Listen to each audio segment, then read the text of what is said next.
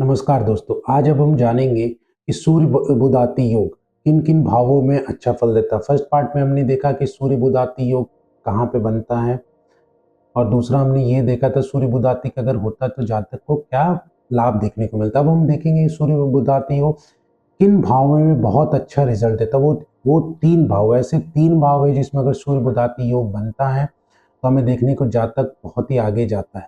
अगर ये सही भाव में भी, ये तीन भाव में ये योग बनता है तो व्यक्ति को बहुत ही ऊंचाइयों पर ले जाता है। तो सबसे पहले हम जानेंगे कि हमारा फर्स्ट हाउस हमारे कुंडली में क्या होता है। वैदिक ज्योतिष में सेल्फ होता है, पर्सनैलिटी होता है, सेल्फ होता है, हमारा सेल्फ अर्न्ड होता है, सब चीज़ होता है।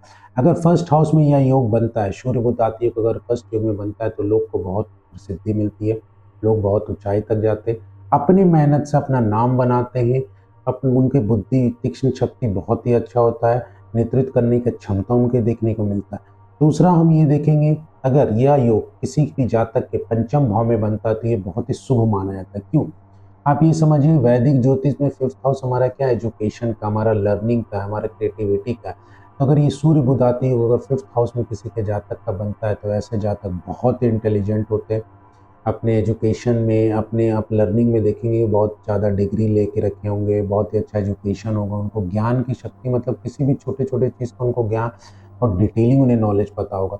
हम बहुत सारे एग्जांपल्स देखते हैं, हम टीवी स्क्रीन्स पे देखते हैं, हम शो में देखते हैं, एक छोटा बच्चा बहुत ही नॉलेज ज्ञान का रखता है या बहुत ही चीज़ों का रखता है। तो ऐसे कैसे होता है? क्योंकि उनका फिफ्थ हाउस कहीं ना कहीं सूर्य बुधाती योग एक्टिव है, तभी वो बच्चा इतना तेजस्वी होता है। तीसरा हम देखेंगे कि किसी भी जातक के कुंडली में अगर सूर्य एंड बुध 10वें भाव में है, वो बहुत ही अच्छा माना जाता है। क्यों? हमारा 10वें भाव वैदिक ज्योतिष में प्रोफेशन का होता है, कर्म क्षेत्र का होता है। यहाँ सूर्य बुधाती योग बनने से जातक बहुत ही प्रोफेशन में नेम, फेम, रिकॉग्निशन, पॉलिटिक्स में जा सकता है। वैसा जातक एडवोकेसी में बहुत अच्छा काम करता है, कंसल्टिंग में अच्छा काम करता है, मतलब बहुत ऊंचाइयों तक जा सकता है अगर 10th हाउस में ये योग बनेगा तो। और ये फलित होना चाहिए, कारक होना चाहिए तब। ये था हमारा सूर्य बुधाती योग का दूसरा भाग कि किन भाव में सूर्य बुधाती योग बहुत अच्छा रिजल्ट देते।